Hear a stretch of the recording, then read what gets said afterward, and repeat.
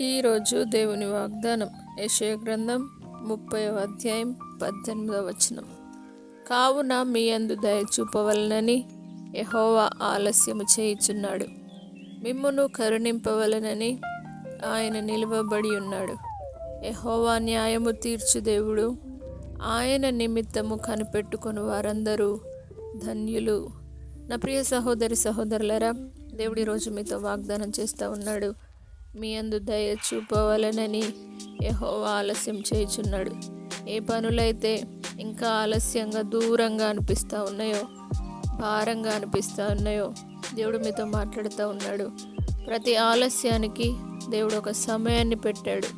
ఆ సమయానికి తప్పక దేవుడు జరిగిస్తాడు. కాబట్టి ఆయన దయ చూపవలనని ఈ ఆలస్యం జరుగుతుందని దేవుని యందు నమ్మిక ఉంచి విశ్వాసంలో ఇంకా బలపరచబడాలి తప్ప విశ్వాసంలో కృంగిపోకూడదని దేవుడి రోజు మీతో వాగ్దానం చేస్తూ ఉన్నాడు.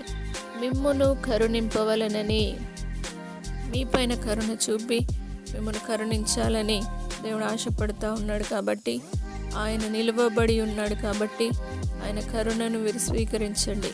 యెహోవా న్యాయము తీర్చు దేవుడు అని దేవుని వాగ్దానం సెలవిస్తూ ఉన్నది. ఆయన ఎల్లప్పుడూ న్యాయం తీర్చువాడే.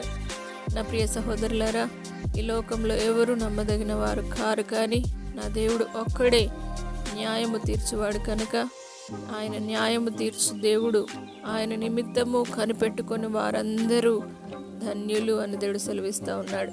నా ప్రియ సహోదరులారా, దేవుని నిమిత్తము కనిపెట్టుకొని దేవుడు మీ పట్ల మేలు చేస్తాడని విశ్వసించి దేవుని యందు నమ్మిక ఉంచినట్లయితే ఆయన తప్పక మీ జీవితంలో మేలు చేసి ప్రతి ఆలస్యం వెనుక ఉన్న అద్భుతాన్ని దేవుడు మీకు అనుగ్రహించి ఆ అద్భుతం పొందుకునేలా త్వరలో దేవుడు చేసి మిమ్మల్ని కరుణించి మీ ముందర నిలబడి మీకు న్యాయము తీర్చి మీ జీవితంలో ఇంకా అద్భుతమును జరిగించి మిమ్మల్ని ధన్యులుగా చేయునుగాక.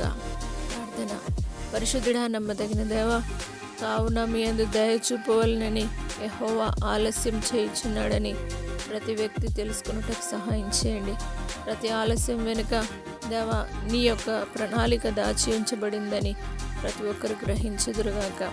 దేవా, ప్రతి ఒక్కరిని కరుణించండి.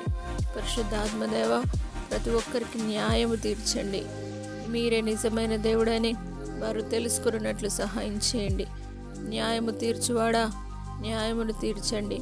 పరిశుద్ధాత్మదేవా, మీ నిమిత్తం కనిపెట్టుకొని వారందరికీ మీరు దాన్ని స్తోత్రం వేసే వారికి కనబడి వారి జీవితంలో మేలు చేసి అద్భుతంను జరిగించి విశ్వాసంలో వారిని పెంపొందించి నీ నామానికి మహిమ తెచ్చుకోమని యేసు పరిశుద్ధ నామమును బట్టి అడిగి వేడుకుంటున్నాము తండ్రి. ఆమేన్. దేవుడు మిమ్మను సమృద్ధిగా దీవించునుగాక.